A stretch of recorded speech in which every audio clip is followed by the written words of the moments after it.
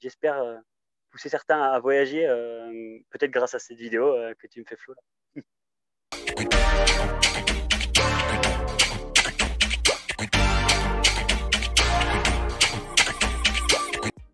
T'es né quand et tu vivais où? Je suis né à Cholet le 1er février 1996 et je vivais avant à Saint-Thomas-de-Bobigny. Pourquoi tes parents? Mon père est carrossier à Saint-Laurent-sur-Sèvre et ma maman est auxiliaire péricultrice à l'hôpital de Cholet. T'as des frères et sœurs? Ouais, j'ai 2 grands frères, Alexis et Emilien. Tu voulais faire quoi quand t'étais petit? Quand j'étais petit, j'ai eu pas mal de choses qui me sont passées par la tête, sans trop avoir de projet spécial, on va dire, mais pompier, j'aurais bien voulu être pompier. Puis après, j'ai découvert ma phobie du sang, du coup, l'idée c'est vite parti. Mais voilà. T'étais quel genre d'élève? Je n'étais pas le bon élève, je pense pas. Il y a eu pas mal de conneries faites au collège, très bavard, mais voilà, je m'entendais quand même bien avec certains profs. Et après, voilà, petit à petit, ça a évolué. Il y a des choses qui m'ont plu plus que d'autres et je me suis un peu assagi, on va dire. C'était quoi le week-end à 16 ans? Le week-end à 16 ans, la fête, beaucoup de fêtes. La fête et le foot. Ouais, en jouant au foot énormément. Et le week-end, la fête avec les copains de Saint-Aubin. Ouais. Ton meilleur souvenir dans le Moléonnais, c'est quoi? Il y en a beaucoup. Je vais revenir sur la question d'avant. On a fait beaucoup de belles fêtes où on s'est vraiment bien amusé avec mes amis. Tout ce qui était un peu les fêtes dans le Moléonnais, comme les ruades par exemple. Donc là, ça permettait de rencontrer plein de gens qu'on connaissait du collège, tout ça, et c'était cool. De quoi tu veux nous parler? Moi, j'aimerais bien vous parler un petit peu de mon voyage. Il y a maintenant plus de 4 ans quand j'ai commencé ce voyage en Amérique du Sud. Voilà. Comment est née cette idée?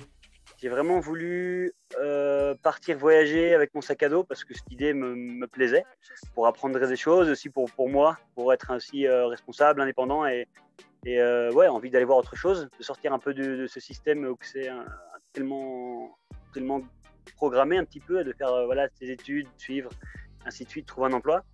Et il y a aussi le fait que voilà, je ne savais pas réellement ce que je voulais faire comme job. Du coup, ça m'a permis aussi de me dire, voilà, je vais là-bas, je verrai ce que ça va me donner et au retour, on verra comment ça se passe.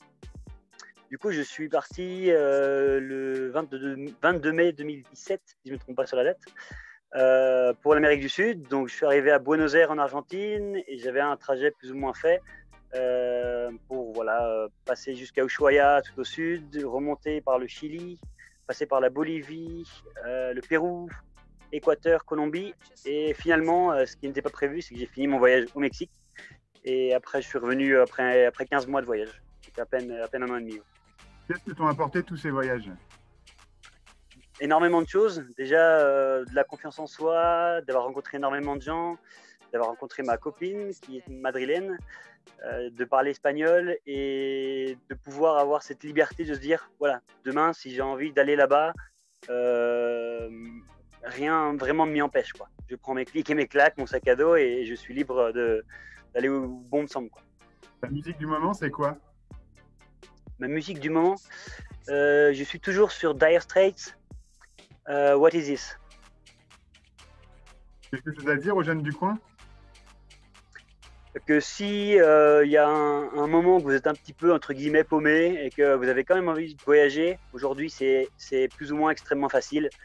Faut juste, prendre son courage à deux mains et puis voilà. Et je pense que ça ouvre énormément de portes et notamment aussi des blocages au niveau mental. Hein. Ça ouvre plein de portes, ça permet plein de choses. Vous rencontrez énormément de gens, ça donne des idées et ça fait que grandir. Une personne intéressante qu'on doit absolument aller rencontrer.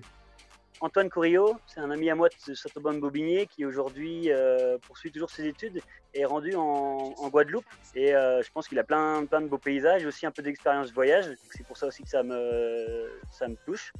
Et du coup, si c'est possible, je pense d'aller lui poser quelques questions, ça pourrait être intéressant.